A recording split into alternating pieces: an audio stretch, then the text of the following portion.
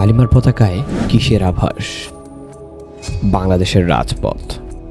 রাতের নীরবতা ভেঙে কিংবা দিনের আলোয় হুশ করে বেরিয়ে যাচ্ছে শত শত বাইকের বিশাল বহর। তাদের হাতে কোনো রাজনৈতিক দলের ব্যানার নেই, নেই কোনো দুনিয়াবী স্বার্থের স্লোগান। বাতাসে শুধু পথ করে উঠছে একটি চিরচেনা অথচ অনেকের কাছেই যেন অচেনা হয়ে যাওয়া এক পবিত্র কালিমা খচিত পতাকা। হঠাৎ করে কি হলো বাংলাদেশের তরুণদের? সারা দেশের পাড়ায় পাড়ায় মহল্লায় মহল্লায় যে তরুণরা এতদিন অন্য ঘরে মেতেছিল, তারা আজ বাইকের সামনে কালিমার পতাকা লাগিয়ে কিসের জানান দিচ্ছে? এটা কি নিছক কোনো হুজুগ, নাকি কোনো এক আসন্ন সভ্যতার পালাবদলের নীরব পূর্বাভাস? একটু চারপাশের ভূ রাজনৈতিক দৃশ্যপটের দিকে তাকান তো। আর প্রত্যেক দিন মিছিল হচ্ছে, রাম মন্দির চাই না, মালাউন্ডা দেশ ছেড়ে চলে যাও, হিন্দুরা চলে যাও, মিছিল করতেছে। তাদের পোশাকটা দেখলেই বুঝি আমি তারা কারা। সীমান্তের উপরে উগ্রবাদীদের আস্ফালন প্রতিনিয়ত আমাদের বিশ্বাস ও অস্তিত্বের উপর আধস্মিক আগ্রাসন আনছে।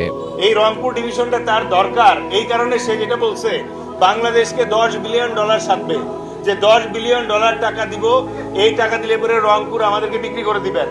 বলছে যদি বিক্রি না করে বাংলাদেশ, তাহলে যেটা করতে হবে সেটা হচ্ছে জোরপূর্বক দখল করে ফেলতে হবে। তাদের একটা ত্রিশক্তি সামরিক বাহিনী আছে, এটাকে বলা হয় 33 ইনফেন্ট্রি কোর। ওদের এই 33 ইনফেন্ট্রি কোর আর হচ্ছে S-400 ডিপ্লয় করে তারা নাকি রংপুর দখল করে নেবে।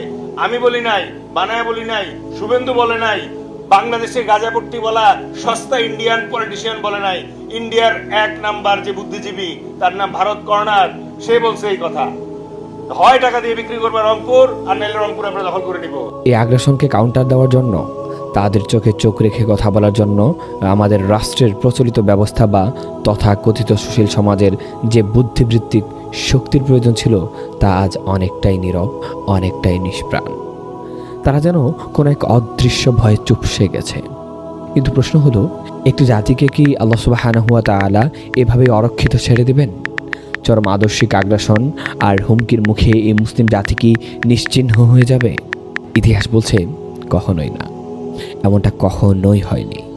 যখনই প্রচলিত শক্তি ব্যর্থ হয়, যখনই সুশীলরা আপোষ করে, ঠিক তখনই ফিনিক্স পাখির মতো জেগে ওঠে এক নতুন প্রজন্ম। এই যে তরুণরা কালিমার পতাকা হাতের রাজপথে নেমেছে, এটা কোনো সাধারণ ঘটনা নয়।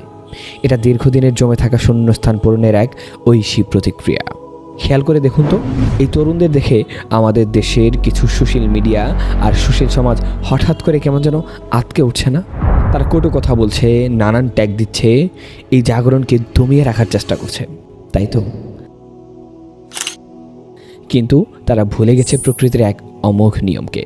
আগুনে বাতাস দিলে নিভে না, বরং তা আরও তীব্রভাবে জ্বলে ওঠে। মিডিয়ার এই নেতিবাচক রিয়াকশনগুলোই আজ আন্দোলনের গতিকে আরও তীব্র করে দিয়েছে।